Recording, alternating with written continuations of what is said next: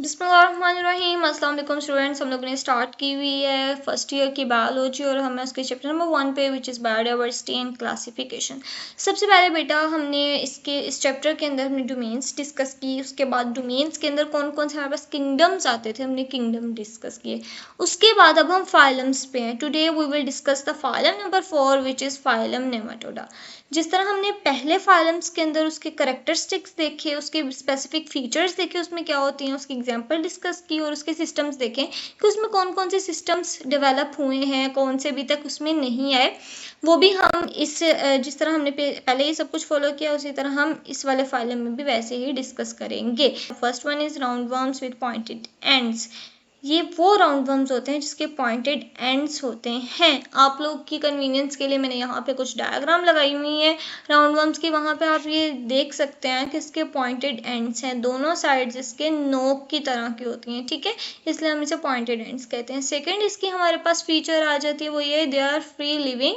अब free living कहाँ ही रहते हैं, एक तो ये यहाँ पे मैंने मेंशन करना भूल गई थी, सॉइल में और वाटर में, ठीक है, और इसकी एग्जांपल आ जाएगी कैनोर हैबिटेट्स एलिगेंस।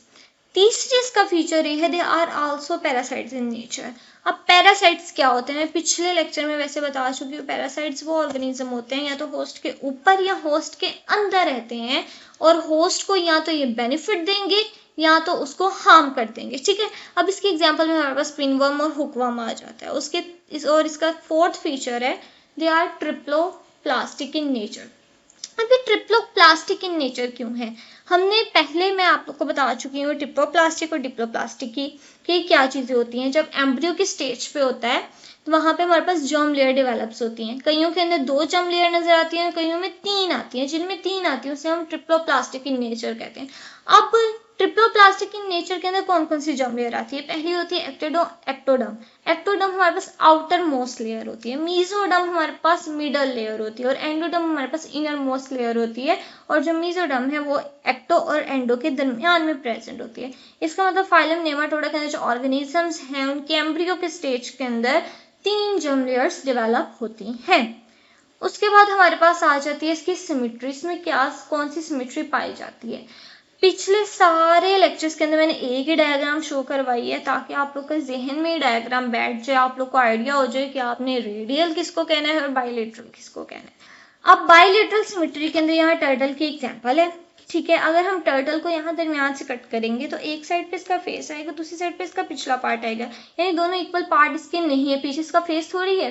तो इसका मतलब they are bilateral in nature, यानी इसे कहीं से भी कट लगाएंगे तो 2 इक्वल हाफ पार्ट नहीं होंगे। जबकि रेडियल सिमेट्री के अंदर हम लोग स्टारफिश की एग्जाम्पल लेते हैं, इसको हम कहीं से भी कट लगाएं तो हमारे पास 2 इक्वल हाफ पार्ट्स बन जाते हैं। तो ये रेडियल सिमेट्री शो नहीं करता, दे शो बायलेटरल सिमेट्री।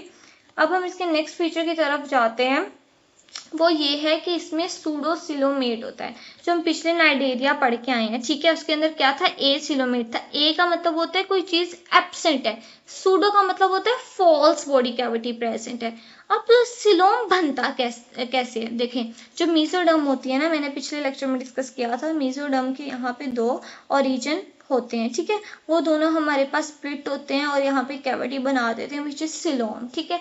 अब इसके अंदर बाकायदा वो डिवाइड नहीं करके सिलोम नहीं बना रहा, लेकिन एक सिलोम टाइप से एक स्ट्रक्चर नजर आता है, उसे हम सूडो सिलोम कह रहे हैं कि फॉल्स बॉडी कैविटी, एक बाकायदा सिलोम नहीं बना मीजोडर्म से, ठीक है।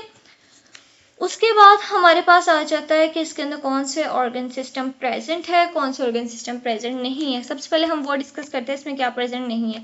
अभी तक हमारे पास रिस्पायरेटरी सर्कुलेटरी सिस्टम प्रेजेंट नहीं हुआ, यानी जितने पीछे फाइलम पड़े उसमें ना रिस्पायरेटरी सिस्टम नजर आया ना सर्कुलेटरी सिस्टम नजर आया। उसके बाद हमारे पास आ जाता है इसका डाइजेस्टिव सिस्टम। अब डाइजेस्टिव सिस्टम के मैंने 2 तरह के आप लोग को करवाए हुए हैं, एक होता है सैक लाइक, एक होता है ट्यूब लाइक। अब ट्यूब लाइक कैसा होता है, ट्यूब लाइक स्ट्रक्चर के अंदर हमारे पास ट्यूब किस तरह की होती है, ये किसका पॉइंट इधर होता है, एक इधर होता है, ठीक है, एक की तरफ से चीज आती है दूसरी साइड से निकल जाती है। लाइक इसके अंदर हमारे पास फूड को लेने और निकालने के लिए 2 ओपनिंग प्रेजेंट है, एक हमारे पास माउथ है फूड को लेने के लिए और एनस प्रेजेंट है अच्छा, तब ना डायग्राम आप लोग को शो नहीं हो रही थी, जिसकी वजह से मैं आप लोग को बता नहीं पा रही थी डायग्राम से। अब यहाँ पे आप लोग की कन्वीनियंस के लिए मैंने एक और डायग्राम लगाई है इसके डाइजेस्टिव सिस्टम की। तो आप यहाँ पे देख सकते हैं इसका फेरिंग्स यहाँ पे है। फेरिंग्स से पहले हमारे पास ओरल कैविटी वगैरह आती है, इसका मतलब ये इसका माउथ वाला पार्ट है, ये इसका एनस है, ठीक है, जहाँ से ये एक्सक्रीट करेगा। माउथ जो है इसके इंटीरियर एंड पे होता है और जो एनस है उसके पोस्टीरियर एंड पे प्रेजेंट होती है। फिर इसके बाद डाइजेस्टिव सिस्टम के बाद हमारे पास आ जाता है इसका एक्सक्रीटरी सिस्टम। इसके एक्सक्रीटरी सिस्टम में प्रोटोनेफ्रीडिया प्रेजेंट होते हैं विद 2 एंटीरियर कनाल्स। अब वो जो 2 एंटीरियर कनाल्स हैं वो मिलके एक सिंगल कनाल बना देती हैं और वो फिर ओपन होती हैं आउटसाइड बाय नेफ्रीडियोपोर। ये वाला मैं पिछले लेक्चर्स के अंदर डिस्कस कर चुकी हूँ, तो आप लोग वहाँ से भी जाके इसे देख सकते हैं। डायग्राम आप लोग को शो कराइए बाकायदा। इसका एक्सक्रीटरी सिस्टम आप लोगों ने ऐसे नहीं याद करना है कि अपने डायग्राम भी बनानी है, ये करना है वो करना है, बस आपने ये याद रखना है प्रोटोनेफ्रीडिया होते हैं, 2 इंटीरियर कनाल्स होती हैं जो मिलकर एक सिंगल कनाल बनाती हैं और ओपन होती हैं आउटसाइड बाहर की तरफ। कहाँ से? नेफ्रीडियोपोर से। ठीक हो गया, ये हो गया हमारा एक्सक्रीटरी सिस्टम। इसके बाद हमारे पास आ जाता है इसका नर्वस सिस्टम। नर्वस सिस्टम अभी तक भी डेवलप नहीं हुआ, मतलब इतना ज़्यादा डेवलप और कॉम्प्लेक्स नहीं हुआ जिस तरह ह्यूमंस का है। नर्वस सिस्टम है जिस तरह नाइजीरिया में था नेटवर्क ऑफ न्यूरॉन्स, लेकिन वहाँ पे एक चीज़ थी कि 2 लॉन्गिट्यूडनल कॉर्ड्स निकल रही थी। यहाँ पे क्या है, एक नर्व रिंग प्रेजेंट है अराउंड फेरिंग्स और दूसरा इसमें 4 लॉन्गिट्यूडनल कॉर्ड्स प्रेजेंट होती हैं। अब ये हमारे पास यहाँ पे इसकी डायग्राम है, यहाँ पे करके इसका हमारे पास फेरिंग्स था। फेरिंग्स के इर्द गिर्द एक नर्व की रिंग होती है और वहाँ से हमारे पास 4 लॉन्गिट्यूडनल कॉर्ड्स निकल रही होती हैं। ये नर्वस सिस्टम शो करवाया हुआ है अर्थवॉर्म का।